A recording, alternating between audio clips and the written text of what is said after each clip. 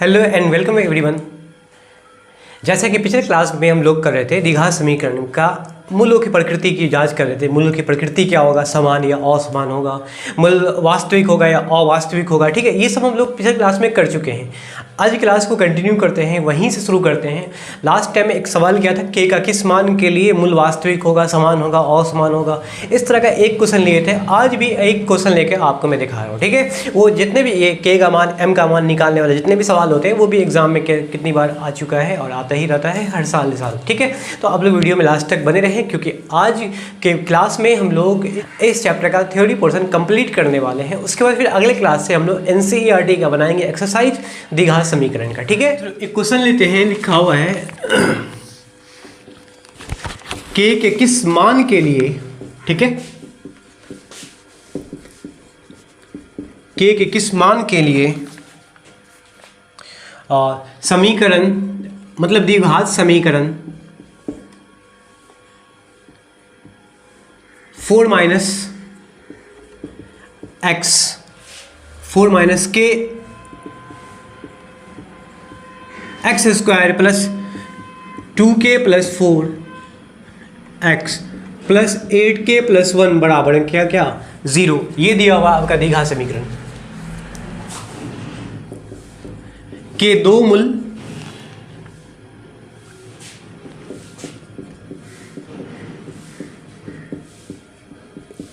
समान होंगे। ठीक है, तो क्वेश्चन दिया हुआ के किस मान के लिए समीकरण द्विघात समीकरण 4 माइनस के into x square plus 2k plus 4 into x plus 8k plus 1 बराबर 0।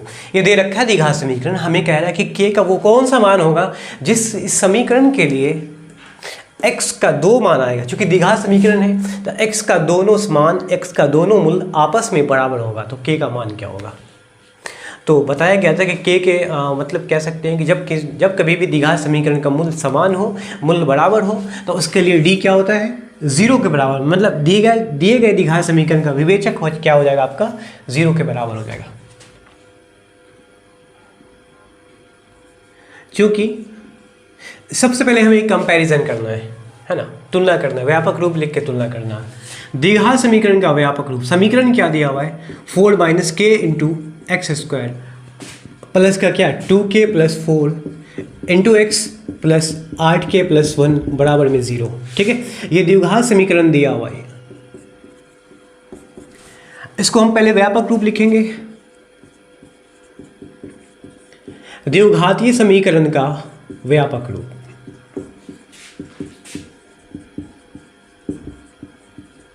क्या होगा, ax square plus bx plus c बराबर 0। अब इस द्विघात समीकरण को इस समीकरण से तुलना करना है तो a, b और c का मान निकालेंगे। तो a एक्स स्क्वायर का गुणांक दिया हुआ है 4 माइनस के, जो कि a के बराबर होगा। ठीक है, और x का गुणांक है b, जो कि दिया हुआ 2k प्लस 4, तो b हो जाएगा आपका क्या 2k प्लस 4। अचर पद c हो जाएगा 8k प्लस 1। ठीक है, ये हो गया a, b और c का मान। समीकरण में मूल समान है, क्योंकि दिए गए समीकरण का मूल समान है। यहाँ एक मूल नहीं बल्कि दोनों मूल समान है ना, दोनों मूल समान दिया हुआ है। इसीलिए क्या होगा, d विवेचक क्या होगा 0। विवेचक के लिए क्या होता है, b स्क्वायर माइनस 4ac बराबर में 0। b दिया हुआ आपका क्या 2k प्लस 1 नहीं 2k प्लस 4 दिया हुआ, सॉरी, का होल स्क्वायर माइनस 4 इंटू ए दिया हुआ है क्या 4 माइनस के इंटू और c दिया हुआ है 8k प्लस 1 बराबर में 0। ठीक है, ये दिया हुआ आपका द्विघात समीकरण। अब इसको सॉल्व करना है तो 2k प्लस 4 होल स्क्वायर क्या बनेगा बताओ, 2k प्लस 4 यहाँ सॉल्व करना पड़ेगा, होल स्क्वायर को तोड़ना आपको। तो a प्लस बी का होल स्क्वायर के रूप में आएगा, a स्क्वायर 2k का स्क्वायर प्लस b का स्क्वायर मतलब 4 का स्क्वायर प्लस 2ab, तो 2 into 2k into 4, 2 into 2k into 4। अब माइनस इस साइड वाले को हम गुना करते हैं, तो यहाँ क्या है कि दो पद को दो पद से गुना करना है। ठीक है, 4 को बाद में कैलकुलेट कर लोगे, इस 4 को +8 से गुना करना, उसको ब्रैकेट में डाल देते हैं। 4 को 8k प्लस 1 से, फिर माइनस k को 8k प्लस 1 से, बराबर में 0। अब इसको सॉल्व करते हैं, ठीक है। यहाँ होगा 2k का होल स्क्वायर, 4k स्क्वायर होगा आपका। चलो यहाँ भी आ सकता है 4k स्क्वायर। 4 का स्क्वायर हो जाएगा 16, 2 गुने 2k गुने 4, 2 दूना 4, अच्छा होगा 16k माइनस। अब देखो यहाँ देखो, 4 गुने 4 अट्ठे 32k, 4 को 1 से गुना करेंगे 4, माइनस k इंटू 8k, है ना। तो ये हो जाएगा आपका माइनस 8k स्क्वायर। अब माइनस k गुने 1 प्लस 1 तो माइनस k, बराबर में क्या 0। अब इसको 4 से आपस में गुना कर लो, ठीक है। यहाँ दिया हुआ आपका क्या 4k स्क्वायर प्लस का 16 प्लस 16k माइनस 4 को गुना करो 32k से, 32 चौका। अच्छा एक काम करते हैं कि 32 माइनस 1k है ना, तो ये हो जाएगा आपका 31k। 31k को आप से 4 से गुना करोगे तो 31 गुने 4, 4 का है 4, 4 तिया 12, 124k, ये हो जाएगा आपका 124k। और 4 को गुना करना है प्लस 4 से तो माइनस 16, 4 चौका 16 माइनस, और 4 को गुना करना है 8 से तो 4 अट्ठे 32, माइनस माइनस हो जाएगा आपका प्लस 32k स्क्वायर, बराबर में क्या 0, बराबर में 0 दिया हुआ है, ठीक है। ब्रैकेट डालने की जरूरत नहीं है। -4 गुना हुआ है 4k और 32k मिल के हो जाएगा आपका 36k स्क्वायर, 16k और माइनस 124k, ठीक है। तो ये हो जाएगा आपका क्या 14 में 6 गया 8, 1 में 1 गया 0, और 108k प्लस 16 माइनस 16 आपस में कैंसिल, बराबर में क्या 0, ठीक है। यहाँ से हम 36k कॉमन लेंगे, आपका k माइनस 3 बचेगा, k माइनस 3 बचेगा। अब इसका 2 गुणनखंड है, दोनों गुणनखंड को हम 0 के बराबर करेंगे। 36k को 0 के बराबर करेंगे, k माइनस 3 को भी 0 के बराबर करेंगे, तो 36k बराबर में क्या आया 0, और k माइनस 3 वो भी क्या होगा 0 के बराबर। इट मीन्स कि k बराबर हो जाएगा आपका क्या 0/36 तो 0, और k बराबर हो जाएगा आपका +3, तो मतलब हो गया k का किस मान के लिए, तो याद रखिएगा k का या तो मान 0 होगा या तो मान 3 होगा। 3 और 0 के मान के लिए दिए गए द्विघात समीकरण में यदि हम पुट करते हैं, रखते हैं मान, तो इस द्विघात समीकरण का वो दोनों मूल्य जो आएगा x का दोनों मान जो आएगा वो समान होगा, ठीक है। चलो अब हम लोग डिस्कशन करते हैं मूलों की प्रकृति और मूलों का मान, है ना। मूलों के मान की हम बात करते हैं, ठीक। मूलों के मान के लिए एक फार्मूला आपको बताने वाला हूँ, वो है द्विघातीय सूत्र। द्विघातीय सूत्र द्वारा हम मूलों का मान निकाल सकते हैं। सबसे पहले लिख लेते हैं द्विघातीय सूत्र क्या होता है। द्विघातीय सूत्र का फार्मूला, द्विघातीय सूत्र, अगर द्विघात समीकरण ax square plus bx plus c बराबर में 0 दिया हुआ है, ये आपका द्विघात समीकरण दिया हुआ है, तो हम निकाल सकते हैं मूलों का मान। सबसे पहले निकालेंगे d, b square minus 4ac, b square minus, ठीक है। अगरचे d या तो 0 से बड़ा हो या 0 से बराबर या 0 से बड़ा हो, यदि d मतलब विवेचक 0 के बराबर या 0 से बड़ा, तब x का मान -b प्लस माइनस √d बट्टे में क्या होगा 2 × a होगा। अब 0 से बड़ा या 0 से बराबर होने का कंडीशन कब होता है, मूल वास्तविक होता है। वास्तविक के कंडीशन में हम x का मान फार्मूला लिखते हैं, x के मान के लिए फार्मूला लिखते हैं -b प्लस माइनस √d/2 है, जहाँ -b हो जाएगा, b हो जाएगा x का गुणनांक, d हमने निकाला b स्क्वायर माइनस 4ac से, और a निकाला है क्या x स्क्वायर का गुणनांक। तो इस सूत्र का प्रयोग, फार्मूला का यूज़ तब करना है जब कभी भी द्विघातीय सूत्र से हम d का मान, जब कभी भी d का मान, है ना, मतलब विवेचक से d का मान 0 से बड़ा हो या बराबर हो। अगर वास्तविक मूल्य है तो इस फार्मूले का प्रयोग करना है, वो अवास्तविक के लिए कोई फार्मूला का यूज़ करना ही नहीं है, ठीक है। चलो इस आधार पे एक क्वेश्चन ले लेते हैं।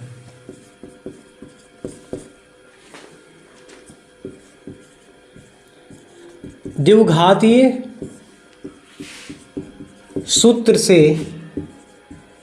हल करें, मतलब मान ज्ञात करें। द्विघाती सूत्र का प्रयोग करके हम मान ज्ञात करते हैं। द्विघात समीकरण ले लेते हैं, एक्स स्क्वायर प्लस में 5x प्लस में 6 बराबर क्या क्या 0। आसान समीकरण है, इसको चाहे तो आप मूल इसको हल कर सकते हो गुणनखंड करके भी इसका हल निकाला जा सकता है ना। हम इसको द्विघात सूत्र से इसका प्रयोग करके हम निकालेंगे x का मान।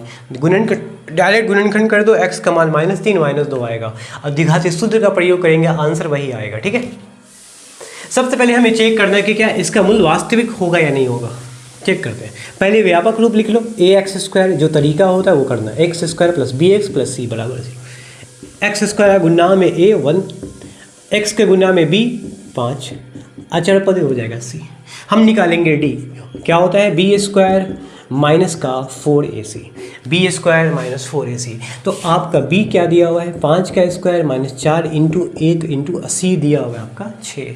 ये हो जाएगा आपके लिए 25, ये हो जाएगा 4 छक्के 24, घटा के लाएंगे 1, तो d का मान 1 आया। d का मान 1 आने का अर्थ क्या हुआ, क्योंकि d 0 से बड़ा है, इसीलिए मूल क्या होगा, मूल वास्तविक होगा। अब हमें मूलों का मान बताना है। अगर वास्तविक है तो मूल का मान क्या होगा, द्विघाती सूत्र का प्रयोग करते हैं। तो x बराबर होता है -b + √d बट्टे में क्या 2a।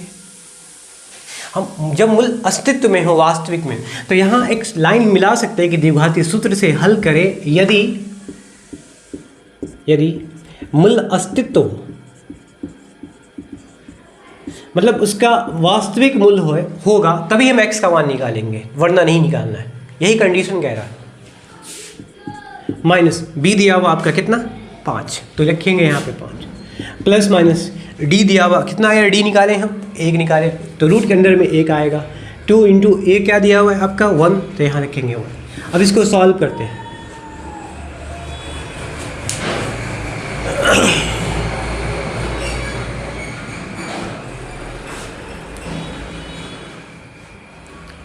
अब इसको सॉल्व करते हैं। -5 प्लस -1 का वर्गमूल 1 ही होगा, अब बट्टे में 2 1 आए 2। अब प्लस माइनस दोनों के लिए 1 है। तो अब एक काम करते हैं यहाँ पर कि x का 2 मान लेते हैं ना, एक बार प्लस के साथ +1/2, और दूसरी बार हम लेते हैं -5 और -1/2। -5 + 1/2 -5 -1/2, ये हो जाएगा आपका -4/2, ये हो जाएगा आपका -6/2।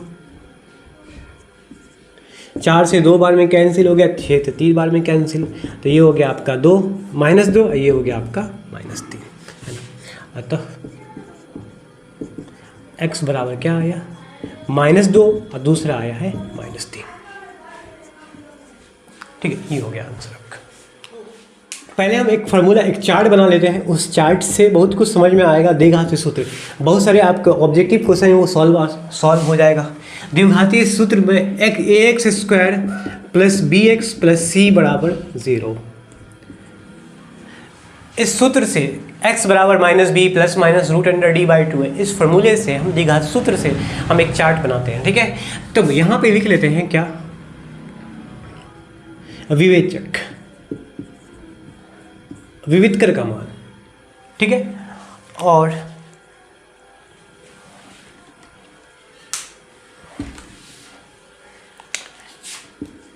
यहाँ लिख लेता हूँ मैं विवेचक, और यहाँ लिख लेते हैं मूलों की प्रकृति।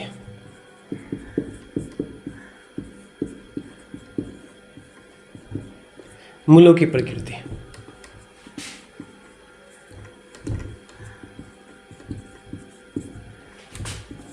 यहाँ लिख लेते हैं मूलों का मान।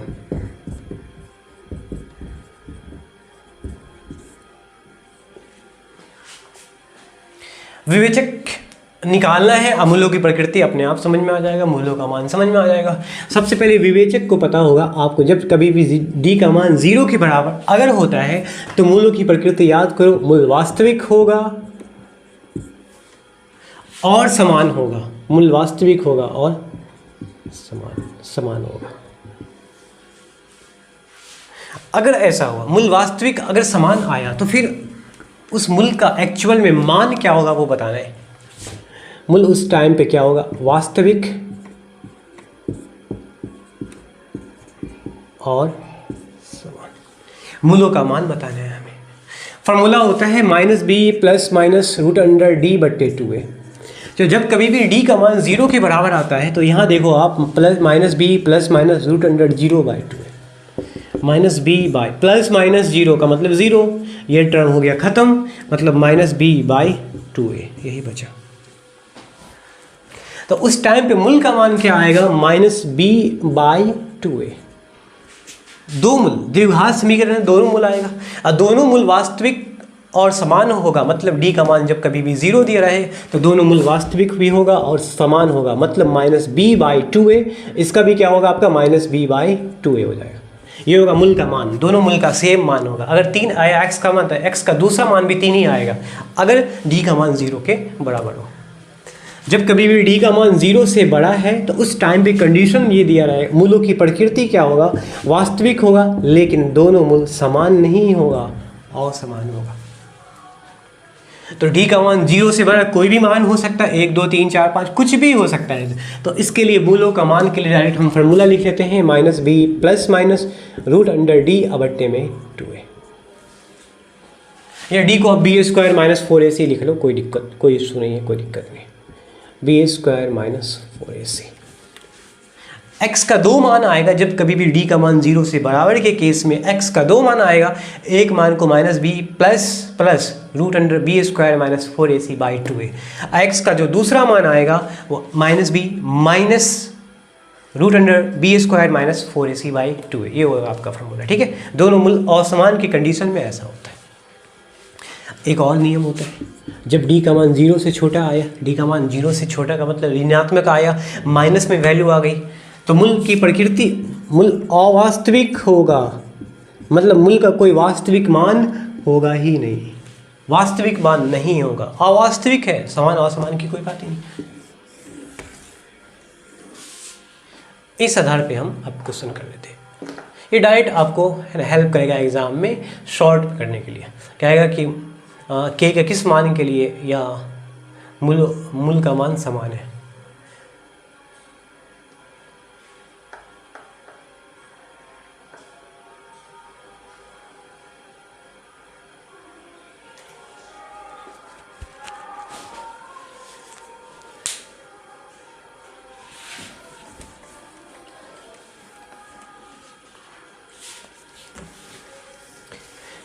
तो d बराबर 0 के केस में -b/2a। एक सवाल लेते हैं, और अगर इसमें दिया रहेगा कंडीशन तो पहले मूल का मान निकालेंगे। अगर जो d 0 आया तो उसका फार्मूला -b-√+-b² -4ac/2a। यूज़ नहीं करना, डायरेक्ट कर सकते हो, डायरेक्ट आप यूज़ कर सकते हो। क्वेश्चन है, द्विघातीय समीकरण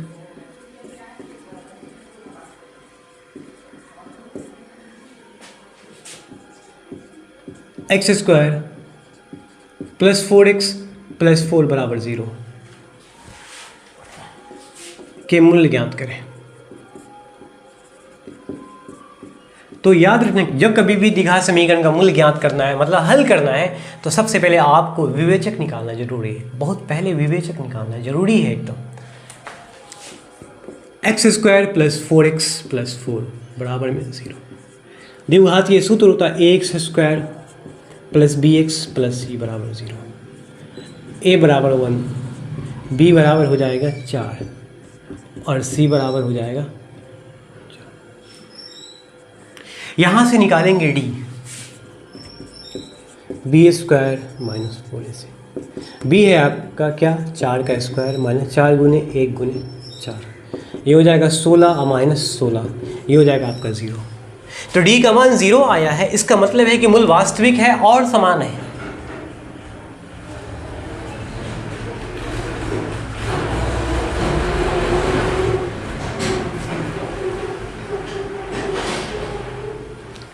तो हमें इसमें मूल ज्ञात करना है ना। इसका मूल क्या होगा? तो डायरेक्ट फॉर्मूले का यूज़ करो, दोनों मूल, एक -b/2a, तो -b का मान क्या? -4, अब /2 × a का मान क्या? a का मान क्या? 1।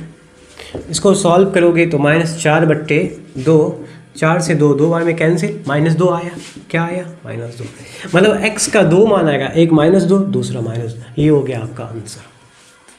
दोनों मूल समान है, -b/2 है -b/2 है। हाँ, लेकिन जब d का मान 0 से बड़ा है तो आपको उसके लिए डायरेक्ट सॉल्व नहीं करोगे, आप इसके लिए फार्मूला यूज़ करोगे, और 0 से छोटा है तो मूल अवास्तविक होगा, मूलों के मान निकालने की कोई ज़रूरत नहीं होगी। ठीक है, तो आज के थ्योरी पोर्शन को यहीं पे कंप्लीट करते हैं। फोर्थ का जो द्विघात समीकरण है उसका थ्योरी का पोर्शन कंप्लीट होगा। अगले क्लास में हम लोग एनसीईआरटी का जो द्विघात समीकरण का एक्सरसाइज होगा वो सॉल्व करेंगे। ठीक है।